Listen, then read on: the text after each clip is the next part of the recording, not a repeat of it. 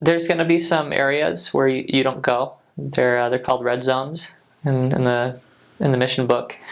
Um, and we didn't run into a whole lot of those. We had to set up a red zone for kind of one area that was getting a little violent. And it was temporary. We just kept our missionaries out of there for a little while.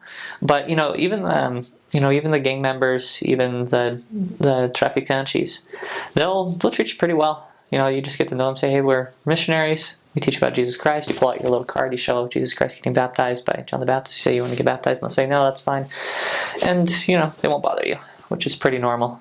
So you don't get a lot of cartel movement and stuff. I mean, you don't get any of that, like say in Rio, where you would see drugs moving through there, going somewhere else. But anybody who uses the drugs or sells the drugs are pretty much called traffickers. And they're very relaxed, but there will be some gang violence in some areas. I remember there was one area that I was in where the two gangs, you ready for this? The two gangs were Al-Qaeda and Los Estados Unidos. So Al-Qaeda and the United States, these were the names of the gangs, right? And so I was in an Al-Qaeda neighborhood. None of them are Arab or anything, but the kids would ask me, where are you from? Because they wanted to hear me say Los Estados Unidos, I wouldn't say that I was from the United States. Or a couple times.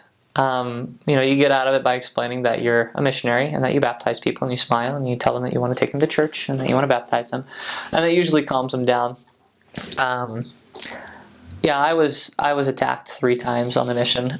Anyways, you get out of it by just saying, you know what, we're missionaries. It also helps if you don't tell them you're from the United States. I told them I was from a state from near Canada, and that meant absolutely nothing to them, because a lot of the people who will jump you didn't spend enough time in school to know much geography.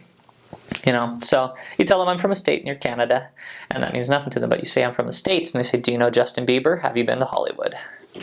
And so, which is funny because Justin Bieber's from Canada, but they don't know that either.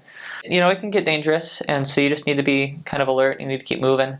I'd say one of my mistakes was walking too close to people on street corners. They seem pretty normal, but we walked too close to them, and they jumped us. Had we made a wider arc around them, it was at nighttime. It's not just anybody. It was really normal. We would have regularly just said hey and everything, but where you stop and sit down is another thing. We were sitting down one time, and we were looking at our plans, and it was me and another American missionary, and before I knew it, there were these guys like standing right behind us, with their feet on our butts, and I look up and I'm like, oh, crap. So we stood up and, shook their hands, told them we were missionaries and that we, taught people about the church and everything. And they actually had been baptized by some missionaries from Sao Paulo a while ago. And so you run with that. You tell them, oh yeah, I know many missionaries from Sao Paulo. I love them very much. They're great. And they, they let us go without a hassle. But yeah, just you got to be alert. It's nobody's fault. Just talk about Jesus Christ a lot and tell them you want to baptize them, and it'll be fine.